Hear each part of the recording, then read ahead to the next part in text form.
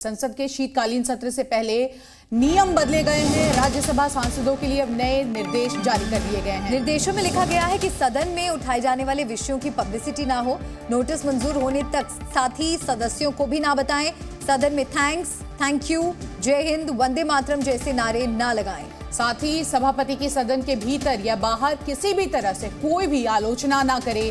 तो ये नए नियम जिसकी जानकारी हम आपको दे रहे हैं और देखिए कैसे कई शब्दों का यहाँ पर प्रयोग किया गया है। कहा गया है कि सदन में थैंक्स, थैंक यू इस तरह के शब्दों का इस्तेमाल ना किया जाए। हमारे साथ हमारे सहयोगी रविंद्र जुड़ गए। रविंद्र, जो नए निर्देश आए हैं उसमें और क्या कुछ एडिशन?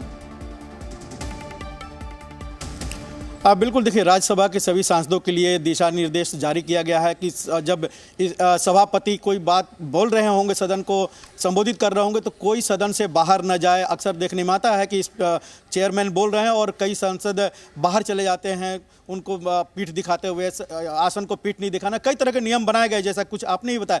लेकिन सबसे बड़ी बात यह है कि ये चुनावी साल है, 2024 लोकसभा चुनाव से पहले ये अंतिम फुल कामकाजी शीतकालीन सत्र होगा। और उसके पहले आप देखिए 4 तारीख से शीतकालीन सत्र की शुरुआत हो रही है और 3 तारीख को 5 राज्यों के चुनाव के नतीजे आएंगे। तो जाहिर सी बात है, चुनाव के नतीजों का असर होगा। 2024 के लोकसभा चुनाव के पहले की सियासी घमासान भी देखने को मिलेगी। लेकिन सदन सुचारू रूप से चले, इसलिए लोगों को, सांसदों को ये दिशा निर्देशित किया गया है। और सबसे बड़ी बात जो जारी हुआ है कि आप अपनी कोई प्रश्न काल में लगाते हैं या कोई भी नोटिस देते हैं, लेकिन नोटिस अभी एक्सेप्ट भी नहीं होता है कि कई सांसद वो मीडिया में या अपने सोशल मीडिया पर उस को डाल लेते हैं। इसको चेतावनी दी गई है, एक तरह से दिशा निर्देशित किया गया कि ऐसा न करें। लेकिन बार बार यही है कि हर बार नियम कानून बनते हैं, लेकिन चुनाव में जब नतीजे भी आएंगे और सियासी तौर पर कई ऐसे मुद्दे उठाए जाएंगे, तो दोनों पक्ष अपनी अपनी बात रखने के लिए सदन में बेल में भी जाएंगे, अपनी अपनी बातें भी उठाएंगे,